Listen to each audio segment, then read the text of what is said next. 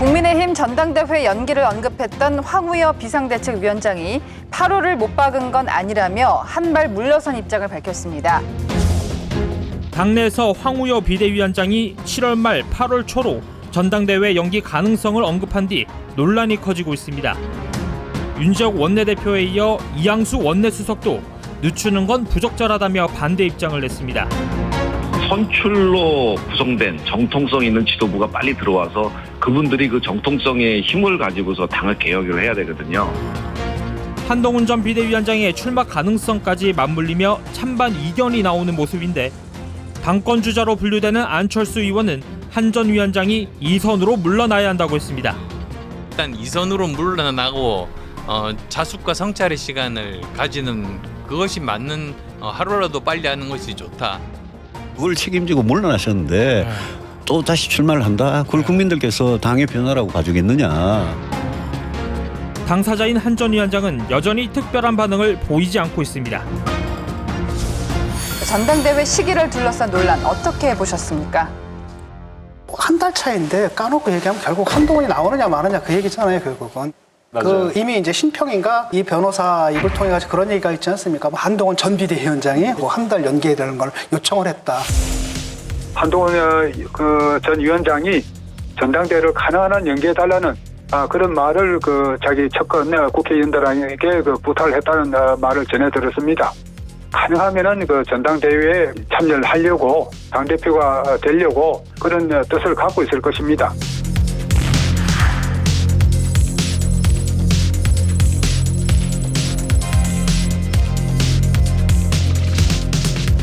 한동훈 위원장이 어떻든 지난 총선을 계기로 해서 자신의 대권을 향한 많은 조직을 만들어 놨죠. 아주 방대한 조직입니다. 중앙과 지방에 걸쳐서. 그러나 이 한동훈 위원장이 가진 정치적 자산의 양이 얼마 안 됩니다. 그래서 빠른 속도로 잊혀질 수가 있는 것을 염려해서 가능하면 빠른 시기에 전당대회나 그렇게 도전을 해서 당권을 거머쥐려고 하는 것으로 저는 판단하고 있습니다. 뭐 확인하신 내용입니까? 예.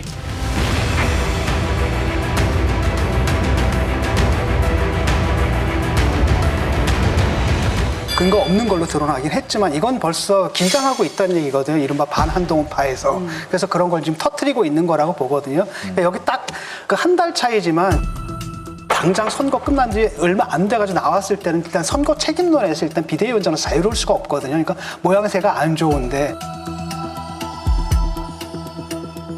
한 달 정도 시간을 지나면 그래도 국민의 기억에서 그 부분 좀 희미해지지 않을까. 그쯤 되면은 또 저쪽에서도 뭐 또 전당대회 하겠다고 정말 정신없고 이런 분위기가 만들어져서 이제 한동훈 전 비대위원장이 등판할 가능성이 좀 더 높다. 그 정도의 얘기 아니겠습니까? 그래서 벌써 보니까 저는 그랬거든요. 이분 안 나올 것 같은데 지금 견제를 하는 목소리들이 큰 걸 보면은 그 내부에서도 나올 거라고 판단하고 있는 게 아닌가라는 생각이 들어요.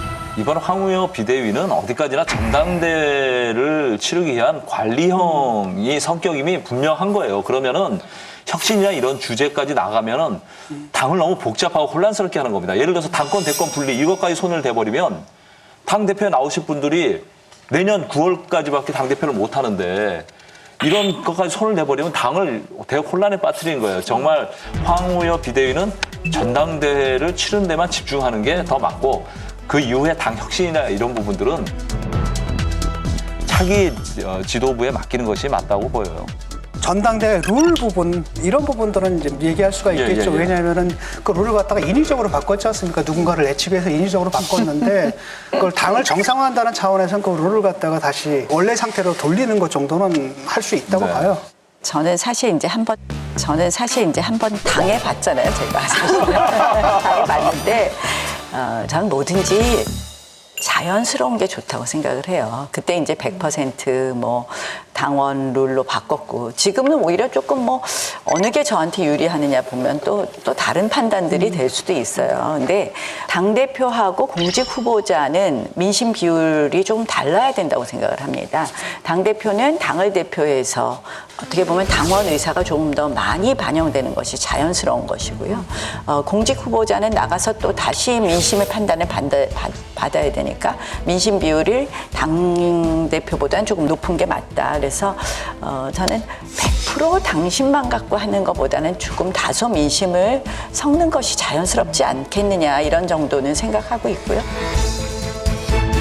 사실 나경원 대표 옆에 계시지만 나경원 대표는 지난해 뭐 당심 민심 때문에 출마 못한 게 아니라 출마 자체를 봉쇄당한 거거든요. 그러니까 사실 나 대표 입장에서는 당심이 몇 퍼센트든 민심이 몇 퍼센트든 어떤 경우에도 경쟁력이 있는 거예요. 다만 한동훈 비대위원장이 출마할 경우에 상정했을 때 어떤 것이 낫느냐. 부인할 수 없는 사실은 한동훈 비대위원장만큼 팬덤을 가진 보수 인사가 지금 현재 없잖아요. 그렇기 때문에 한동훈 비대위원장의 거취에 굉장히 영향을 미치기 때문에 많은 분들이 주목을 하는 겁니다. 한동훈 그 비대위원장 전당대회에 출마할 것 같아요? 안 할 것 같아요? 글쎄 지금 뭐 저도 모르겠어요. 정말 뭐라고 얘기해야 될지. 여러 가지 행보를 보면 한다고 많이들 쓰시죠. 지금은 사실상 정치인의 행보를 하고 계시는 거거든요. 왜냐하면 그 많은 분들의 의견을 구하고 있잖아요. 뭐 전화로도 뭐 물어보시기도 하고 좀 많이 만나기도 하잖아요. 사실상 정치 행보를 시작했다고 봐야 돼요.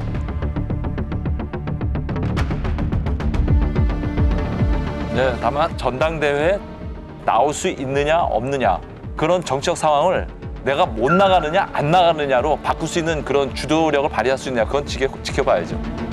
지금 이럴까 저럴까 지금 많이 좀 헷갈려 하는 것 같긴 한데 자꾸 시간이 갈수록 나가는 쪽으로 기울어지는 것 같은 느낌을 저희들이 받아요. 그럴 거예요. 지금 굉장히 망설이고 있을 텐데 이제 문제는 집권당으로서 국민의힘의 체질로 봤을 때 대통령의 뜻을 거스르는 당대표 출마가 과연 가능할까? 거기에 아마 초점이 맞춰질 겁니다.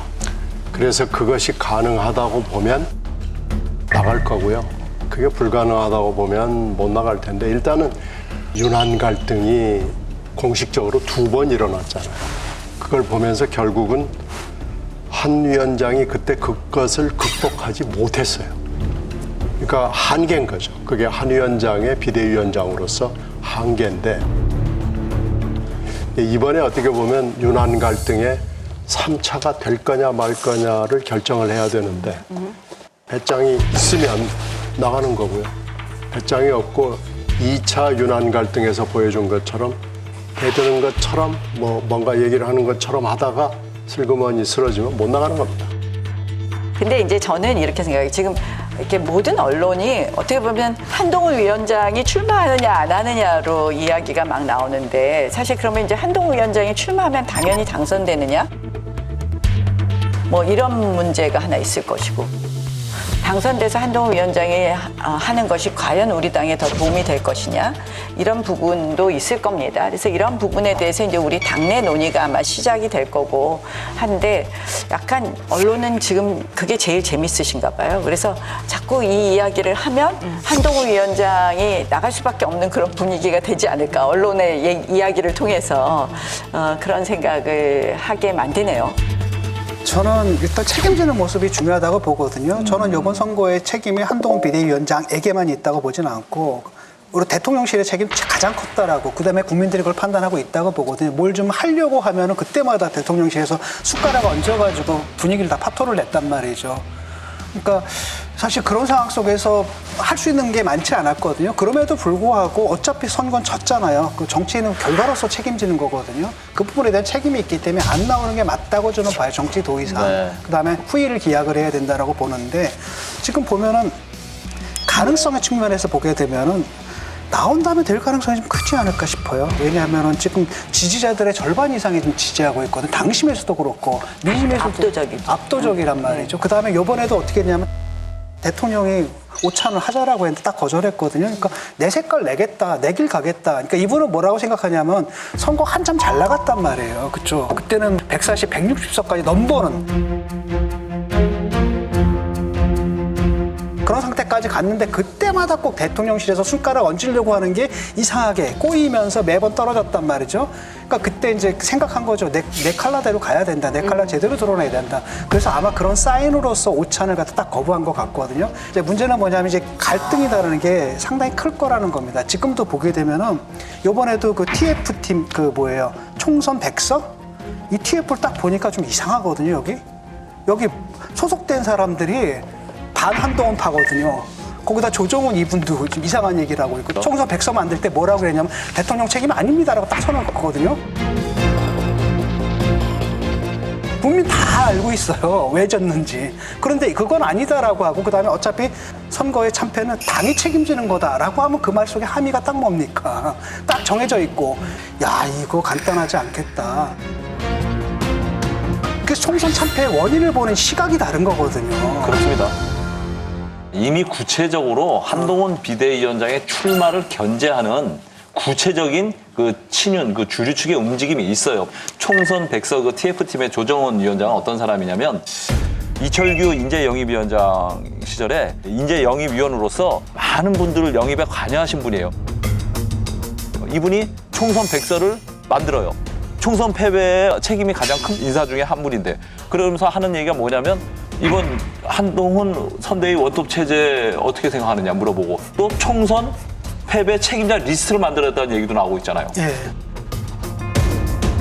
이런 부분들은 분명히 한동훈 비대위원장을 견제하는 움직임으로 해석할 수밖에 없죠. 그러니까 한동훈 위원장은 이런 부분까지 극복해야 될 게 많기 때문에 본인이 원하든 안 하든 이미 비윤 포지션이 돼가고 있는 겁니다. 근데 이렇게 백서를 만들겠다고 막 소리소리 지르는 거 있잖아요. 네. 이건 안 하는 게 좋아요. 진짜 백서다운 백서 만드는 꼴을 제가 본 적이 없어요. 그러니까 본 적이 없어요. 그러니까 그건 뭐 지금 조 의원이 뭐 이제 백서 책임자가 돼서 어쩌고저쩌고 하는데 벌써 조 의원 자체도 이 일을 맡아서는 안 되는 부적합한 분이고 하는 말도 이상하잖아요. 그러니까 이 백서는 국힘당이 살고 싶으면 빨리 중단하는 게 맞고요. 지금 뭐 총선 백서는 사실은 이제 반성하고자 만들기 시작한 거예요. 우리가 이제 지난번 22일 때에도 국회에서 저희가 총선 지고 나서 이제 백서를 만들었는데 그때는 정말 흐지부지 됐다. 그래서 이번엔 좀 속도를 빨리 하자 이런 이야기가 나온 것이고요. 사실 어쨌든 이번 총선에서 저는 일선에서 뛰면서 가장 가슴 아팠던 것은 유난 갈등이었어요. 그래서 이 이제 누구의 잘잘못을 다 떠나서 뭐 두 분이 충돌하는 모습은 정말 현장에서 가장 억장이 무너지는 일이었다라는 이야기를. 그런데 문제는 뭐냐면 그 유난 갈등이 있었을 때 오히려 분위기가 좋았거든요. 그때 뭐라 했습니까? 민주당에서는 조금 약속 대련이다라고 했는데 진짜 갈등이네? 라고 했을 때 그때 오히려 분위기가 좋았다는 겁니다. 지금 상황이 어떤 거냐면은 즉 자기 동력을 갖고 있는 사람은 한동훈밖에 없어요. 일단은 당심에서도 앞서고 그다음에 민심에서도 앞선단 말이죠. 그러니까 다른 주자들 같은 경우에는 그 동력이 없거든요. 그 부분에 대해서 제가 좀 동의하기 어려운데 그러니까 제가 뭐 출마를 하든 안 하든 저에 대해서 그렇게 평가하는 것에 대해서는 저는 동의하기 어렵습니다. 저는 출마하든 안 하든 간에 제가 여태까지 정치를 하면서 어떤 재파의 줄을 서서 정치를 하지 않았기 때문에 저를 자기 동력이 없는 사람이라고 폄훼하시는 거에 대해서는 동의하기 어렵습니다. 지금 제가 얘기하는 건 바로 누구냐면은 지금 조정훈 씨 얘기를 하는 거거든요.